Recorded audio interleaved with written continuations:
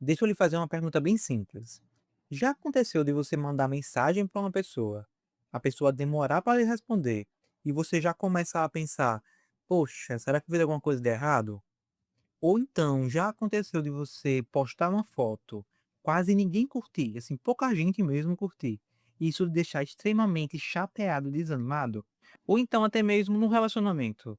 Já aconteceu de você pensar o tempo todo que se você não agradar a pessoa vai se cansar de você e vai embora? Olha, situações como essas são muito mais comuns do que o que parece.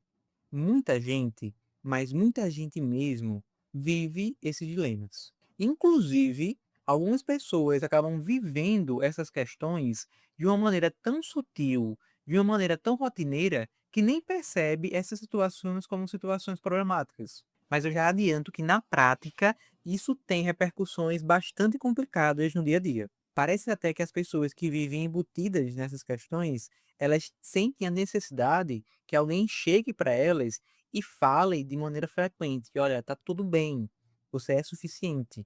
Esta necessidade de validação externa pode ser entendida como uma espécie de mecanismo em que a gente olha para o outro e utiliza o outro como se fosse um espelho para saber o quanto de valor a gente tem. Se o outro lhe elogia, você começa a se sentir bem e feliz.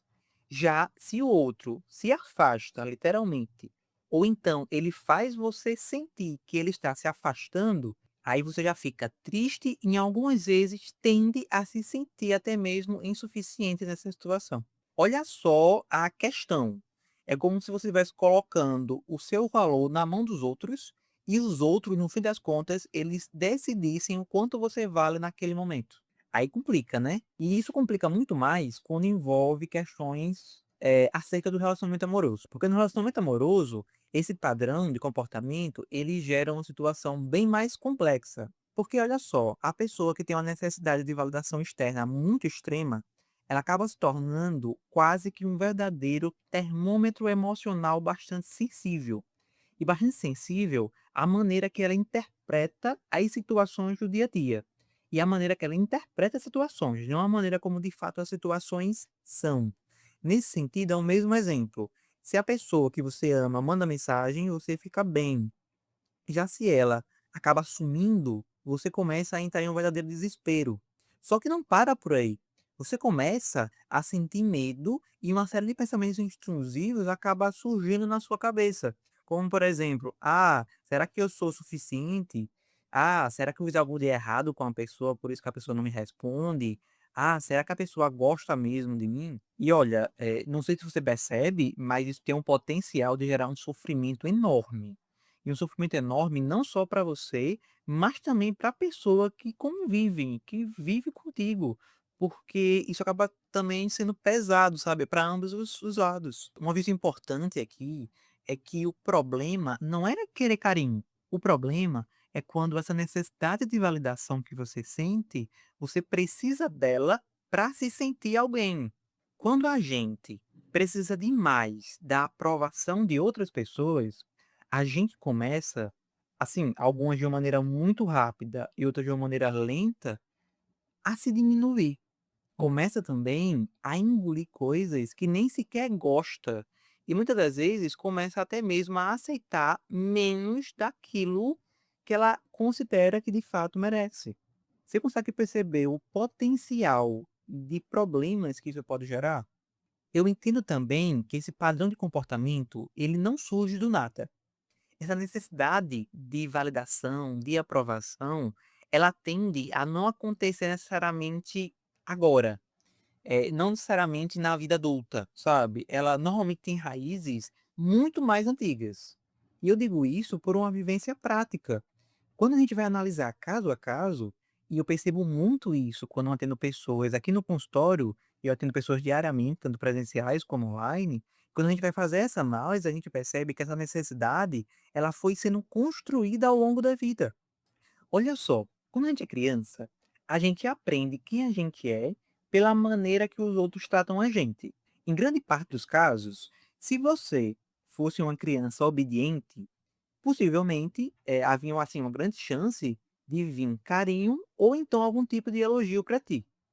Já se você por acaso errava, e todo mundo erra no fim das contas, um momento ou outro, é bem possível que você recebesse alguma crítica, algum tratamento de silêncio ou até mesmo uma bronca. E esse movimento, que é um movimento que ele é tão simples, tão natural e tão comum à nossa cultura, é um verdadeiro prato cheio para que você acabe aprendendo ao longo do tempo uma coisa sem ninguém necessariamente precisar lhe contar de uma maneira direta. Esse movimento é um verdadeiro prato cheio para que você entenda que para ser amado ou para ser querido, você precisa primeiro agradar. E aí, o que você acha disso? Porque a gente acaba associando isso quando a gente é criança, mas enfim, no fim das contas você cresce, né. Talvez a criança que tenha associado esse movimento ainda esteja aí. Porque se você fazer essa mesma associação e acabar levando esse movimento para um relacionamento amoroso, isso vira, um medo gigantesco de perder a outra pessoa o tempo todo. E você começa a sentir na necessidade de agradar a pessoa o tempo todo. E aí você acaba se privando de vivenciar coisas que fazem parte de um relacionamento, que inclusive a gente considera como um relacionamento saudável. Por exemplo, você pode começar a ficar com medo de falar verdadeiramente aquilo que lhe incomoda, ou aquilo que você sente, ou aquilo que você quer que a pessoa mude. E aí, por favor, não confunda aqui. Você não faz isso porque você acaba amando demais a pessoa. Você acaba fazendo isso porque você sente medo de perder a pessoa. Você sente medo de ficar sozinho. Você percebe o tamanho da situação disso? Preste atenção nisso aqui. Querer carinho é algo extremamente saudável, mas você precisar da aprovação de uma outra pessoa para sentir alguém, com certeza não é. Não sei se você concorda comigo, mas a ideia de um relacionamento é uma outra pessoa que venha para somar contigo, não uma outra pessoa que venha para tapar um buraco. Eu entendo muito bem que esse tipo de comportamento é um comportamento muito amplo e ele não muda de um dia para a noite. Porque mesmo que mude de um dia para a noite, ele não é sustentável a longo prazo. Só que eu entendo também que um passo a ser tomado em direção a um processo de mudança é primeiro acabar percebendo o que você está fazendo para não se sentir rejeitado por uma pessoa. E aí, quando você começar a perceber isso, é não fazer. Vai sentir incômodo? Vai. Mas o incômodo ele dá espaço para crescimento. Nesse sentido, se você por acaso é uma dessas pessoas que buscam por esse processo de validação exacerbado, também não se culpe por isso. Essa, com certeza, foi a maneira que você aprendeu. Só que eu acho importante que você entenda que também dá para aprender uma outra maneira, uma outra forma. Dá pra fazer isso? Dá. Nesse sentido, se for do seu interesse, talvez valha a pena acabar procurando um atendimento profissional. Se esse vídeo fez sentido para você, então fica aqui nesse canal. Tem muita conversa importante para a gente ter ainda. Até a próxima.